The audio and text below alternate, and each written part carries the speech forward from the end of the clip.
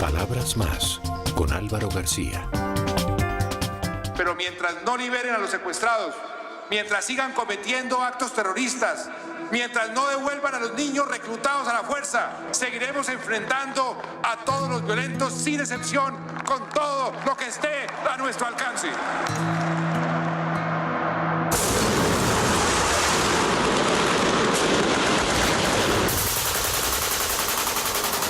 Nosotros siempre que nos levantamos de la mesa de conversaciones les hemos dicho, nos vemos dentro de 5.000 muertos. ¿Quién empezó la guerra? ¿Quién es el mayor victimizador? Estado, paramilitares, FARC. Es uno de los conflictos más violentos del mundo. Y eso es lo que tenemos que tener en claro los colombianos. A uno le pueden pedir que en la guerra no mate. Uno puede pedir en la guerra no tire bombas, no ponga minas.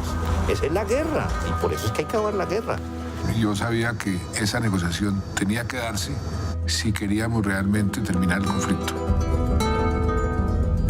Si aquí este proceso de paz lleva a un sector de los que nos hemos confrontado a la cárcel, aquí no va a haber paz. Si queremos juzgar los responsables durante 50 años de conflicto, vamos a terminar no juzgando a nadie.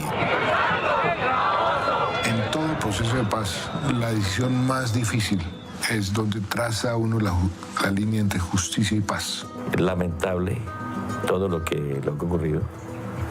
No debió suceder. Solamente quiero decir eso. En esta guerra de locos estamos todos juntados, ya que unos han sido actores y otros no se nos callaron.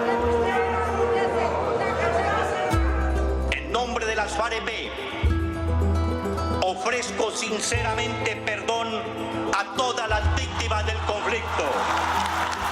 4 años grabando un país que se debate entre creer o no creer, mientras enemigos históricos libran la batalla más difícil, la definitiva, la batalla por la paz. Que este sea el último día de la guerra.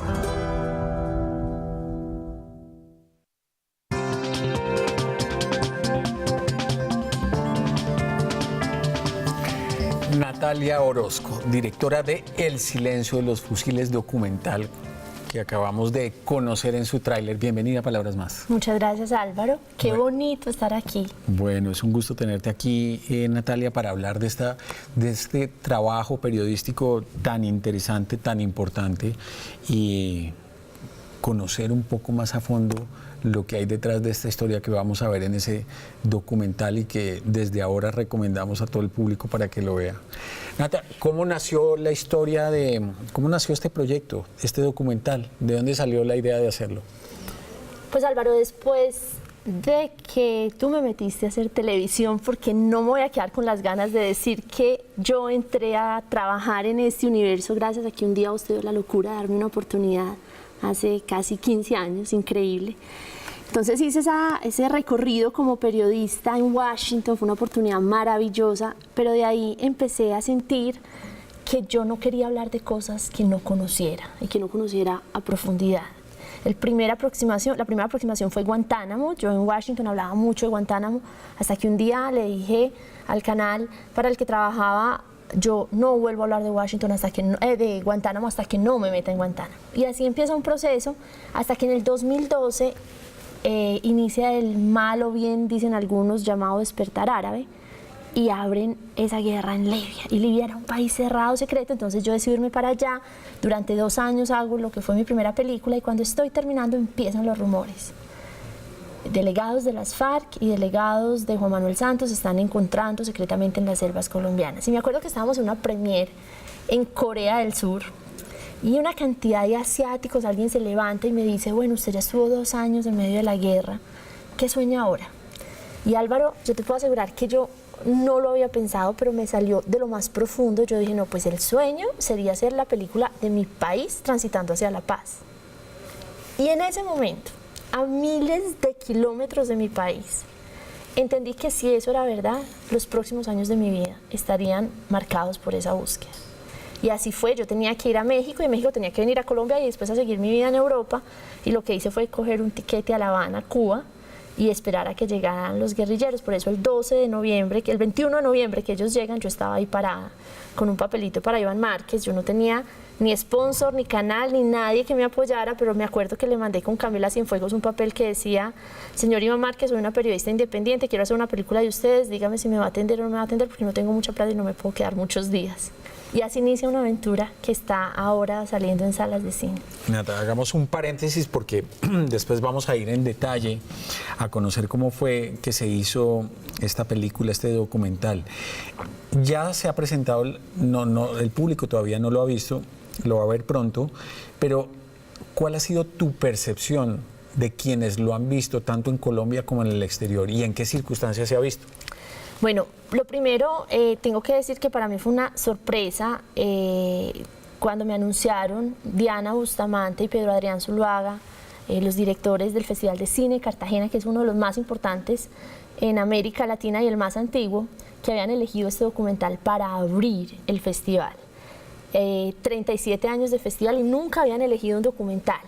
Entonces ese fue para mí, digamos, la presentación en el mundo cultural muy importante, además de que en esa premier, por primera vez en la historia de Colombia, en un evento cultural, estaban comandantes, combatientes, el presidente, los militares, todos juntos con 1.200 personas, que para mí fue muy emotivo, que se pararon y aplaudían, de verdad fue muy extraño, porque el documental es muy crítico con todos, con el gobierno, con las FARC y con la sociedad civil, que estuvo muy indiferente mucho tiempo.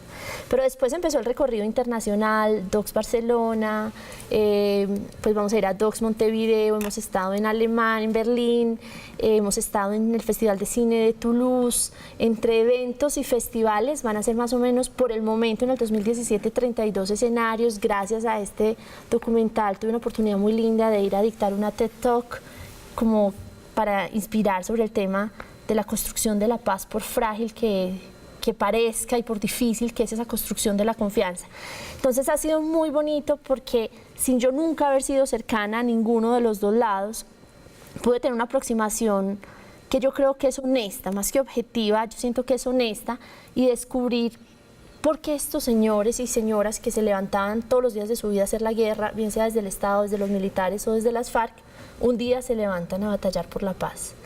El documental en realidad es la búsqueda de esas respuestas. ¿Por qué llegaron hasta acá? ¿Por qué si sus ideales pues tienen cierta legitimidad y en algunos casos mucha legitimidad en un país con estas diferencias económicas y unas élites hay veces tan mezquinas, por qué esa reivindicación se convirtió en esos secuestros, en esos atentados, en ese reclutamiento, en ocasiones a menores?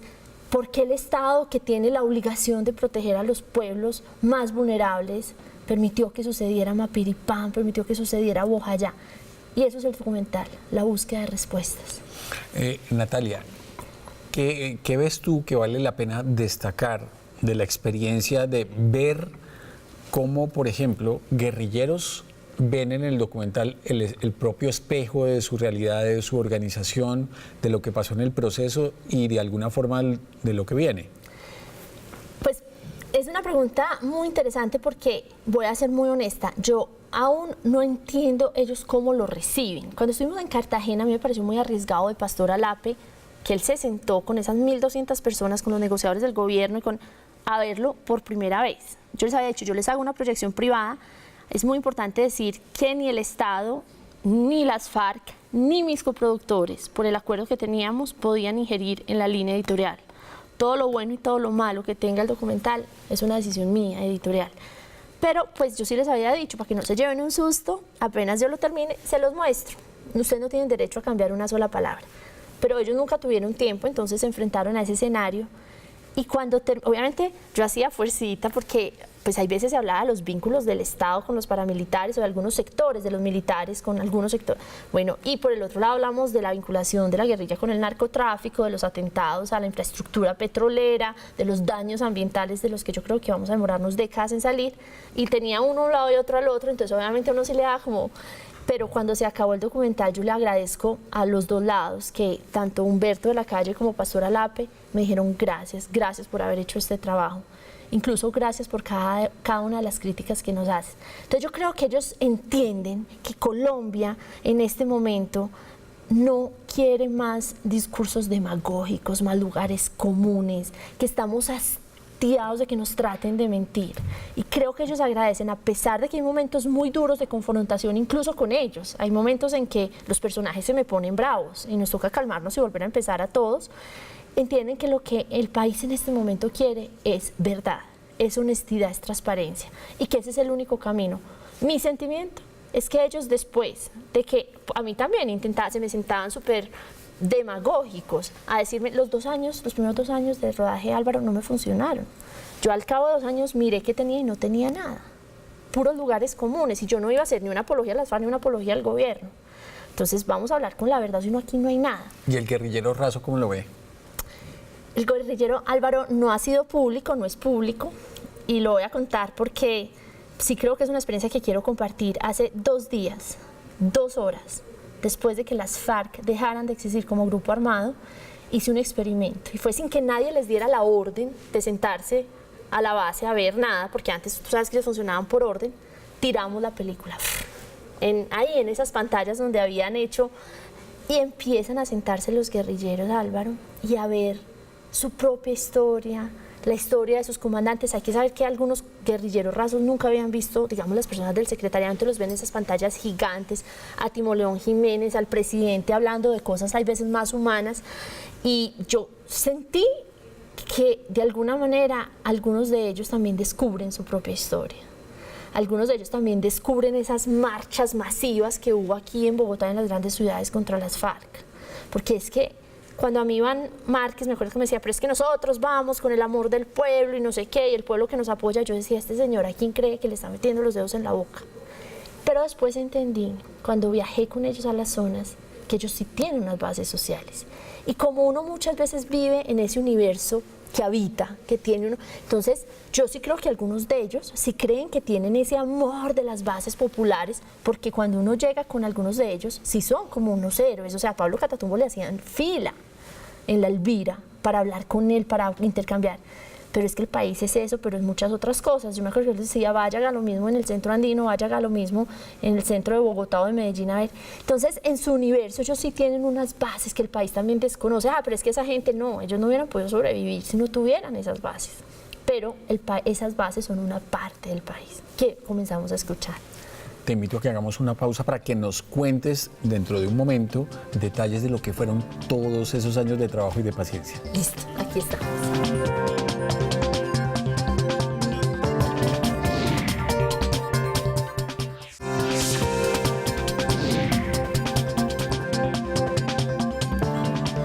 Natalia, ¿cómo fue la vida en Cuba? ¿Cuántos años de trabajo detrás de este documental? Fueron 4 años de viajes, más o menos 25 viajes largos, los primeros muy difíciles, porque el primer año viajé casi 6 veces y no logré nada, no lograba nada con ellos. Me atendían, habían momentos de cuestionamientos mutuos muy duros, sin concesiones, pero no lograba nada. Y el primer año yo decidí que me iba a acercar a las FARC, porque yo tenía muy claro que ellos me estaban mirando, siguiendo, viendo yo quién era, porque además, Álvaro, yo representaba mucho lo que ellos de alguna manera habían criticado y combatido. ¿Qué es qué?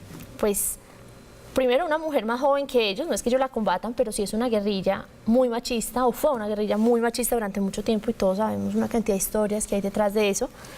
Segundo, yo venía de trabajar para RCN Televisión, que no digamos era el canal más próximo a las FARC, y pues yo tengo claro que para ellos manejo todos los códigos de una pequeña burguesita de esas que, entonces era el proyecto improbable.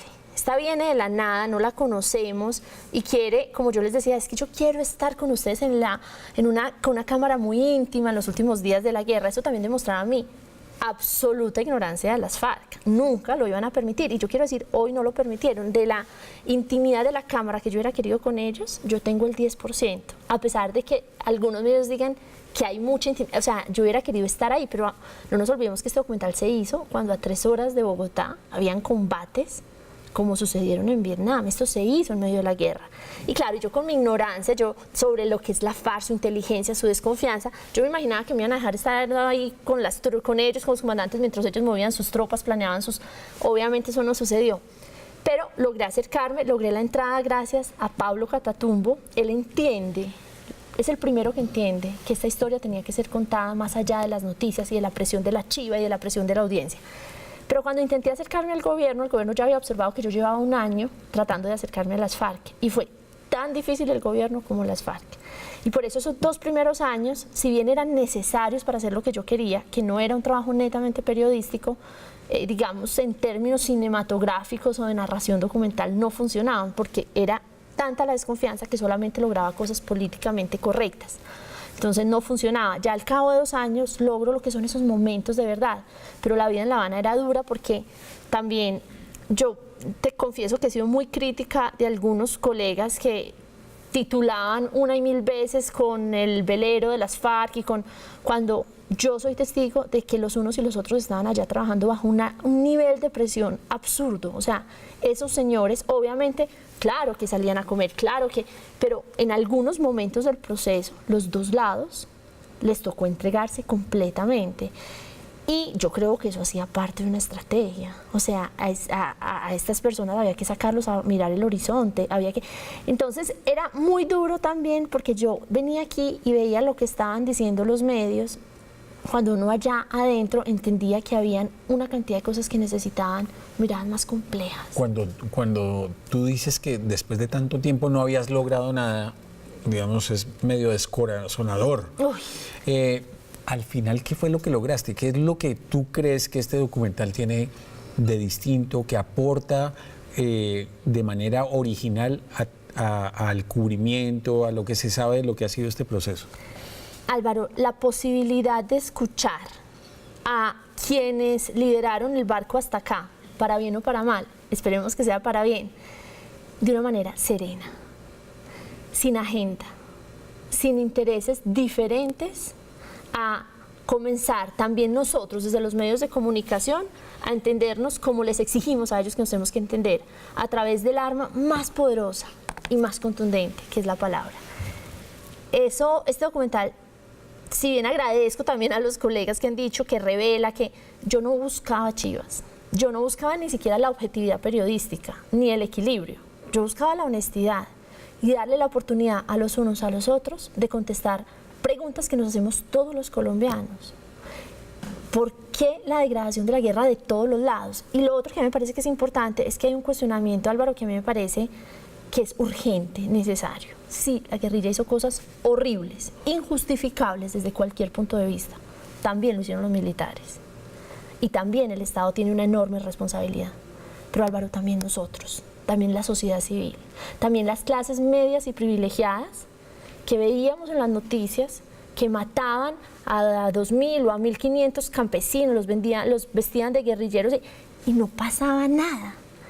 ¿Cuál es el costo de la indiferencia social en este país? Y eso es lo que tiene el documental, digamos, como trasfondo de principio a fin. Hemos juzgado, nos escandalizamos con el horror que hicieron los unos y los otros, ¿y nosotros qué? ¿Cuál fue el rol de las clases altas? ¿Cuál fue el rol de los medios de comunicación? Y eso es lo que yo pienso que es importante que comenzamos a poner sobre la mesa, a debatir de una manera serena, tranquila y constructiva. ¿Cómo cambiaste tú después de esos 4 años de trabajo? La Natalia que empezó ese primer día cuando entregó ese mensaje a la guerrilla, a la Natalia que se sentó a presentar por primera vez su documental ante el público en Colombia o en Europa. Yo tenía muchas prevenciones. Porque, Álvaro, yo comparto la reivindicación de base de la guerrilla y es que este país, las élites y las clases altas tenemos que aprender o tienen que aprender a compartir y los privilegiados, porque no podemos decir que frente a ellos no somos unos privilegiados. Pero yo sentía una traición, o sea, cómo unas personas que defienden unas ideas que yo comparto pueden hacer cosas que yo jamás aceptaré y jamás haría.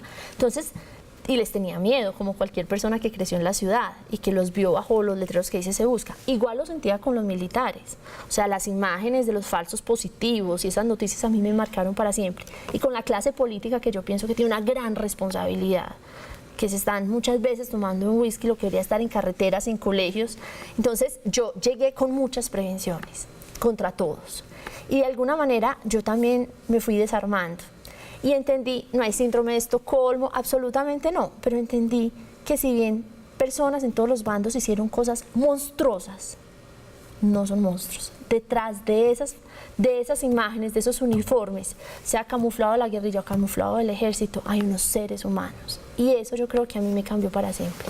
Tu visión como periodista, de cómo los medios afrontan o afrontaron en el pasado un conflicto como el colombiano y de qué cosas habría que cambiar para que la percepción del público sobre este tipo de asuntos sea la correcta, refleje la realidad. Álvaro, yo pienso que en House of Cards hay una imagen divina del director, que era el presentador, que dice: yo me arrepiento de haber antepuesto los intereses económicos y los intereses, digamos, privados a los intereses de ustedes, y a partir de hoy el noticiero va a ser diferente. Yo pienso que si las FARC querían una revolución o una reforma agraria y el ejército tomarse el poder, yo pienso que lo que necesitamos nosotros es también una revolución en los medios de comunicación. Y yo sé que puedo estar siendo irreverente diciéndolo aquí en tu casa, pero sí siento que el esfuerzo que están haciendo ustedes y el esfuerzo que están haciendo unos colegas que tienen unos trabajos maravillosos en este cubrimiento tienen que multiplicarse, tienen que repetirse. Y tenemos que mostrarle al país las realidades múltiples sin agendas privadas. Y que el día que haya un periodista, Álvaro, que está siendo censurado de forma injusta, que se levante toda la redacción. Eso lo necesitamos también para que podamos construir la paz. ¿Tú has sentido esa presión en los medios? Yo no la sentí porque tuve jefes, el primer jefe que tuve fuiste tú, que me vas a hacer todas las locuras. Y después, cuando en algún momento empecé a sentir en algún canal esa presión, simplemente puse las cartas sobre la mesa y me fui. Yo después de 17 años llegué a trabajar en Colombia y sentí esa presión, la intención de la censura, e inmediatamente me retiré. Creo que tenemos la obligación, los periodistas que tenemos la posibilidad, tenemos la obligación. Natalia, ¿dónde vamos a poder ver los colombianos este documental? Lo vamos a ver en salas de cine, Álvaro. El 20 de julio, que es un día muy importante, salimos en salas de cine y estamos 4 días, del 20 al 24. Únicas funciones, a la 1 y a las 3 de la tarde. Es un horario que yo creo que es muy difícil, me explican mis distribuidores, que es un horario perfecto para las personas que quieren sentarse a reflexionar de una manera distinta cuando ven otro tipo de cine.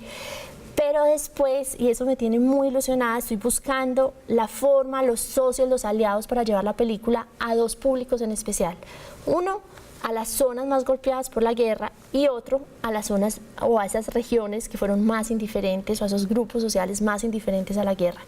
Y quiero llevar la película a, también obviamente como está siendo ahora distribuida en varios países y todo, pero sí quiero llevarla donde pueda aportar al debate sano, sereno y constructivo sobre lo que tenemos que hacer en el futuro. Pues nada, no nos podemos perder esta película. Allí estaremos en primera fila el día del estreno. Al público súper recomendado este documental El silencio de los fusiles, porque yo creo que es importantísimo que lo vean, y espero que sigas trabajando de la manera en que lo has hecho durante estos años, que me parece que el resultado es el ejemplo de que la persistencia y la fe en la forma de trabajar los valores periodísticos dan sus frutos. Y de que alguien de pronto en algún momento en la vida te da un voto de confianza y te permite llegar a hacer o entregarle al país este trabajo que entregamos, Álvaro, con tanto cariño. Bueno, Nata, muchas gracias. Felicitaciones. Muchas gracias.